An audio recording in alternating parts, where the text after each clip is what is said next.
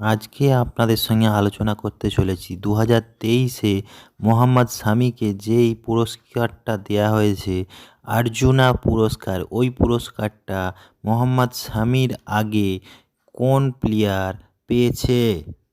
2002 সালে পেয়েছিল বীরেন্দর সেহবাগ। 2003 সালে পেয়েছিল হরভজন সিং। 2009 সালে পেয়েছিলেন গৌতম গম্ভীর। 2011 সালে দুর্দান্ত বোলিংয়ের কারণে পেয়ে গিয়েছিলেন সেই বছর জাহির খান।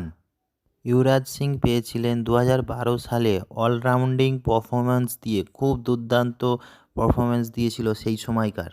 2013-তে পেয়েছিলেন বিরাট কোহলি। 2014-তে পেয়ে গিয়েছিলেন রবিচন্দ্র অশ্বিন। 2015-তে পেয়েছিল আমাদের captain, Indian captain Rohit Sharma. 2016-তে পেয়েছে অজিঙ্ক্য রাহানে। 2017-তে পেয়েছে চেতেশ্বর পূজারা। 2019-এ পেয়েছে রবীন্দ্র জাদেজা। 2020-তে পেয়েছে ইশান্ত শর্মা। 2021-এ পেয়েছে শিখর ধাওয়ান।